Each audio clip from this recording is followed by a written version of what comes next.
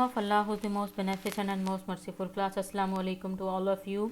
Diagnosing, अब ज़ाहिर है कि एंटरिंग एंड कॉन्ट्रैक्टिंग के बाद की जो स्टेज है वो डायग्नोजिंग की है, and then planning and implementation, जो कि प्लानिंग के इसके बाद की प्लानिंग की स्टेज है, और देन इम्प्लीमेंटेशन फेज़ है.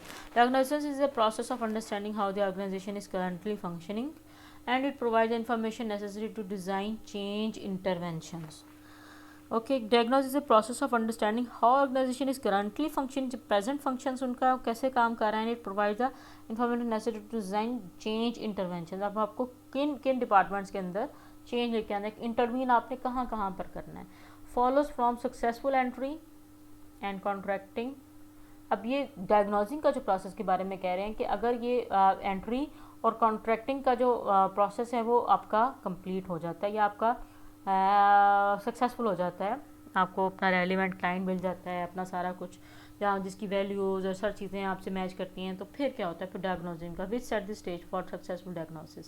ठीक है, इसकी स्टेज सेट हो रही है डायग्नोसिस की. Managers, organizational members and OD practitioners are always trying to understand the drivers of organizational effectiveness and how and why change is proceeding in a particular way. ठीक है, ये सारी चीज़ें जो है डायग्नोजिंग का पार्ट है. अब हम आगे भी चलते हैं. For example, manager might seek an OD practitioners help to reduce absenteeism in his or her department. अब वो करना चाह रहा है इस तरह की डायग्नोजिंग. वो क्यों इसकी वजह पूछना चाह रहा है कि इस डिपार्टमेंट के अंदर एम्प्लॉइज इतनी छुट्टियां क्यों करते हैं. The manager and an OD consultant jointly might decide to diagnose the cause of the problem by examining company absenteeism records and by interview selected employees about possible reasons for absenteeism. Then diagnosing may be aimed at uncovering the causes of specific problems, focused on understanding effective processes, or directed at assessing the overall functioning of the organization or department to discover areas for future development. Okay, ये diagnosing का process है कि cause क्या हैं problems के, असल में आपने वो वहाँ तक पहुँचना है, कॉजेज़ और आपकी जो इफ़ेक्टिव प्रोसेसेस हैं ऑर्गेनाइजेशन के अंदर और जो कि ऑर्गेनाइजेशन की फंक्शनिंग को इफ़ेक्ट करते हैं, वो सारी चीज़ें जो हैं ये डायग्नोजिंग के अंदर. Diagnosing provides a systematic understanding of organization so that appropriate interventions means के आपकी मुदाखलत उसके अंदर हो सके, may be develop by solving problems and enhancing effectiveness, और आपकी इफेक्टिवनेस ऑर्गेनाइजेशन की और आपकी बीइंग एन ओडी प्रैक्टिशनर वो इंक्रीज़ हो सके. सो हमने डायग्नोजिंग जो है, डायग्नोजिंग हमने टेस्ट करना है ऑर्गेनाइजेशन को, ये चीज़ है. देन आपको एक बात हमने जो शुरू से लेके चल रहे हैं कि ऑर्गेनाइजेशन को हम लोग एक ओपन इन्वायरमेंट में लेते हैं, ओपन सिस्टम के तौर पे लेते हैं, और ज़रूरी नहीं है कि जो प्रॉब्लम्स जो हैं वो सिर्फ इंटरनल टू द ऑर्गेनाइजेशन हो, जिसके अंदर इनपुट कन्वर्जन या प्रोसेस और आउटपुट होता है, ये internal to the organization processes हैं.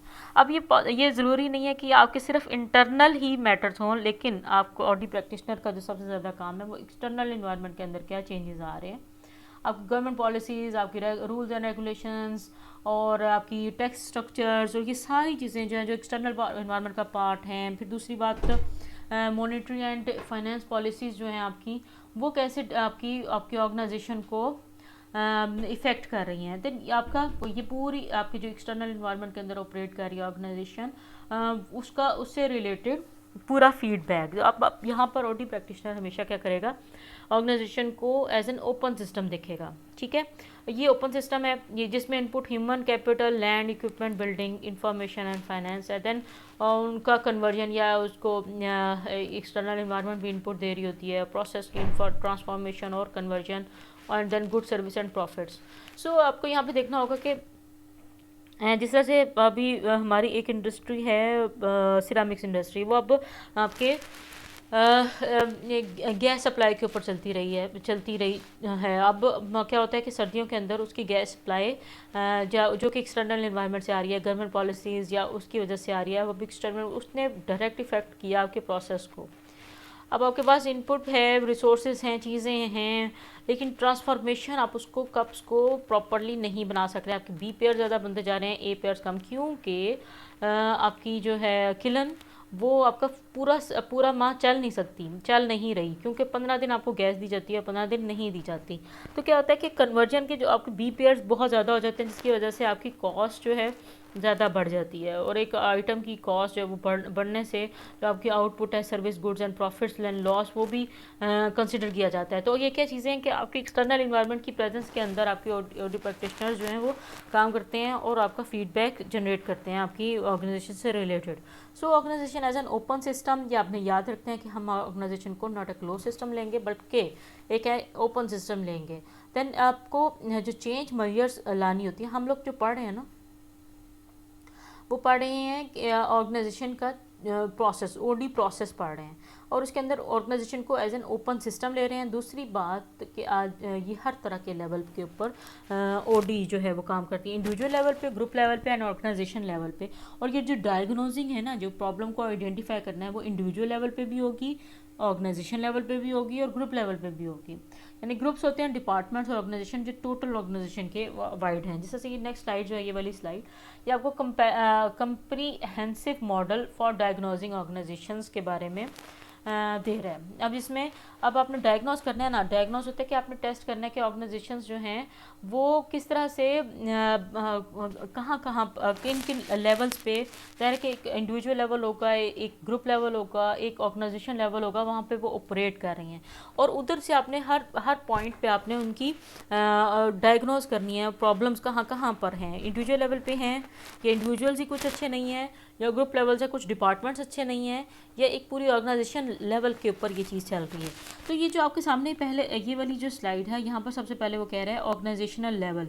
ऑर्गेनाइजेशन लेवल के अंदर इनपुट्स, डिज़ाइन कंपोनेंट्स, ठीक है, एक ये चीज़ आ रहा है, और यहाँ पर आउटपुट ऑर्गेनाइजेशनल इफेक्टिवनेस देखी जा रही है, टोटल ऑर्गेनाइजेशन की इफेक्टिवनेस। अब इनपुट्स क्या है यहाँ पर, जनरल इन्वायरमेंट है सबसे पहली बात, और इंडस्ट्रियल स्ट्रक्चर है, ठीक है। ऑर्गेनाइजेशन को हम लोग एक यूनिट ले रहे हैं, ठीक है, उसको उसका एनालिसिस के ऊपर जा रहे हैं। अब डिज़ाइन कंपोनेंट्स के अंदर आपकी स्ट्रेटजी है, आपका culture, technology, human resource and structure, ठीक है, ऑर्गेनाइजेशन के। अब आपने जब आप एनालिसिस या डायग्नोसिंग स्टेज के ऊपर हो, ओडी डेवलपमेंट, ओडी के ऑर्गेनाइजेशन डेवलपमेंट की डायग्नोजिंग स्टेज के ऊपर आप ऑर्गेनाइजेशन लेवल पे डायग्नोज कर रहे हो कि ऑर्गेनाइजेशन की क्या क्या प्रॉब्लम्स हैं। तो वहाँ पे क्या इनपुट क्या होगी ऑर्गेनाइजेशन के लिए, एक्सटर्नल इन्वायरमेंट या general environment and industrial structure, and then उसके अंदर डिज़ाइन उनके कंपोनेंट्स क्या होंगे, strategy, culture, technology, human resource and structure, and then outputs आपकी क्या आ रही हैं, ऑर्गेनाइजेशनल इफेक्टिवनेस, ठीक है, आपकी टोटल इफेक्टिवनेस, इफेक्टिव कितनी है ऑर्गेनाइजेशन। अब दूसरी बात, अब आपको ये ज़्यादा एक्सप्लेन हो सके कि अब आपने ये चीज़ें रखने के design components at organisational level हैं, strategy, culture, technology, human resource and structure.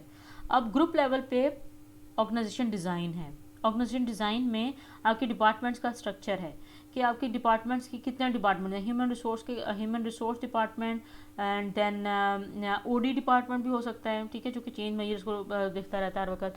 Then there is finance department, then there is operations department, then there are so many other department. So group level के ऊपर क्या आपके organisation का design क्या है इस वक्त का, ठीक है, प्रेजेंट डिज़ाइन क्या है। देन डिज़ाइन कंपोनेंट्स क्या हैं, गोल क्लैरिटी कि हर डिपार्टमेंट को पता है कि उन्होंने क्या करना है। ग्रुप फंक्शनिंग वहाँ पे कैसे काम करते हैं, ग्रुप नॉर्म्स क्या हैं, अब ऑर्गेनाइजेशन के जो डिपार्टमेंट्स हैं उनके अंदर क्या नॉर्म्स चल रही हैं, उनकी वैल्यूज़ क्या हैं। देन ग्रुप कंपोजिशन कैसे कंपोज किए गए हैं, ऑपरेशन डिपार्टमेंट्स के जो ग्रुप हैं उधर उधर के एम्प्लॉयज़ हैं उनकी कंपोजिशन कैसे की गई है, उनकी हायरिंग कैसे की गई है, और उनको कैसे आपके फंक्शनिंग के अंदर लाया गया है। देन टास्क स्ट्रक्चर, आपकी जो काम है वो उसकी नौयत क्या है, ये आपकी कंपोनेंट्स हैं, design component. Then goal clarity, group functioning, group norms, group composition and task structure, और ये सारे मिलकर के क्या करें, आपके आउटपुट्स क्या जनरेट कर रहे हैं, टीम इफेक्टिवनेस की ग्रुप। अब ये कोई भी डिपार्टमेंट की जो जिसके अंदर काम करें सारों की एक टीम होगी ना, वो टीम इफेक्टिवनेस वो कितनी इफेक्टिव है, फाइनेंस डिपार्टमेंट वो कितना इफेक्टिव है, कॉस्ट सेविंग में कितना वो इफेक्टिव है, या ह्यूमन रिसोर्स है तो वो उसने मोटिवेटेड एम्प्लॉयज़ को कितना मोटिवेट रखा हुआ है। And then quality of work life किस तरह से इंप्रूव कर सके हैं, जो ह्यूमन रिसोर्स डिपार्टमेंट है वो उनकी क्वालिटी ऑफ लाइफ को कैसे इंप्रूव करते हैं। Then there is operations department, operation departments को पता है कि आपने डिफेक्ट रेशो को कैसे डिक्रीज़ करना है, डिफेक्ट्स आपके कितने डिक्रीज़ होंगे तो आपकी आउटपुट उतनी ज़्यादा अच्छी होगी, और फिर आपकी परफॉर्मेंस क्या रहेगी। Then at individual level inputs क्या हैं, ऑर्गेनाइजेशनल डिज़ाइन है, ग्रुप डिज़ाइन है, दैन पर्सनल करेक्टरिस्टिक्स, अपने इंसान की अपनी पर्सनल करेक्टरिस्टिक्स हैं। अब वो मिसमैच तो नहीं हो रही कि ऑर्गेनाइजेशन के मेंबर्स के साथ, टीम के साथ उनके साथ कॉन्फ्लिक्ट्स अगर आ रहे हैं तो वो किसी दो ग्रुप्स हैं, जैसे दो ग्रुप्स में दो डिपार्टमेंट्स हैं, उनके अंदर अगर कॉन्फ्लिक्ट्स आ रहे हैं तो वो किसी किसी खास इंडिविजुअल्स की वजह से हैं या सिर्फ पर्सनल कॉन्फ्लिक्ट्स हैं, या क्या वजह है। दैन डिज़ाइन कंपोनेंट्स, और उनके जो कंपोनेंट्स हैं वो डिफरेंट स्किल्स होती हैं। ऑपरेशंस डिपार्टमेंट के लोगों की डिफरेंट स्किल्स होंगी, एक स्किल सेट होगा, मार्केटिंग डिपार्टमेंट के लोगों का एक खास स्किल सेट होगा, देन ऑपरेशंस डिपार्टमेंट का एक खास स्किल सेट होगा जिन्होंने मैन्युफैक्चरिंग के साथ डील करना है, और मार्केटिंग वालों ने सेल्स के साथ और उसकी डेवलपमेंट के साथ, ये प्रोडक्ट डेवलपमेंट के साथ उन्होंने काम करना है। देन स्किल वैरायटी डिफरेंट होगी। ऑटोनॉमी कितनी आप उनको ऑटोनॉमी देते हो, आज़ादी कितनी उनको डिसीजन मेकिंग की हर डिपार्टमेंट को। Then feedback about results, then task significance and task identity. Then there are the outputs, individual effectiveness, individual कितना इफेक्टिव है, अपना अपना कितना फुल पोटेंशियल ऑर्गेनाइजेशन के को दे सकता है। देन जॉब सेटिस्फेक्शन, वो कितना सेटिस्फाइड ऑर्गेनाइजेशन अपनी जॉब के साथ। देन पर्सनल डेवलपमेंट, देन आपका जो एम्प्लॉई है वो कितना डेवलप्ड है। तो ये जो डायग्नोजिंग की स्टेजेस हैं आपने ये हमेशा याद रखनी है कि तीन लेवल्स पे हो गया, ऑर्गेनाइजेशन लेवल के ऊपर, देन ग्रुप लेवल के ऊपर एंड इंडिविजुअल लेवल के ऊपर। एंड देन उनकी कंपोनेंट्स डिफ़र करेंगे, उनके डिज़ाइन कंपोनेंट्स हर लेवल पे उनकी कंपोनेंट्स की एक ख़ास चीज़ है, और वो उनका फोकस है। जैसे ऑर्गेनाइजेशन का जो एक फोकस है, उसका फोकस ये है, ऑर्गेनाइजेशन का ये फोकस है। देन ग्रुप लेवल के ऊपर जब आप डायनामिक्स की बात करोगे तो उनका एक ख़ास फोकस है, ये फोकस है उनका, गोल क्लैरिटी, ग्रुप फंक्शनिंग, और उनकी सारी जो आउटपुट है वो इफेक्टिवनेस के, टीम इफेक्टिवनेस से देखी जाएगी, यहाँ पे ऑर्गेनाइजेशनल इफेक्टिवनेस से देखी जाएगी। एंड देन आउटपुट जो है यहाँ पर इंडिविजुअल इफेक्टिवनेस से देखा जाएगा, इंडिविजुअल एम्प्लॉइज़ का इंडिविजुअल लेवल के ऊपर। और अगर जो डिज़ाइन कंपोनेंट्स हैं वो ये उनके हैं इंडिविजुअल लेवल पे, ऑटोनॉमी कितनी है, feedback about the results and task significant, task identity. So then ये डायग्नोजिंग जो हमारी थर्ड स्टेज थी वो भी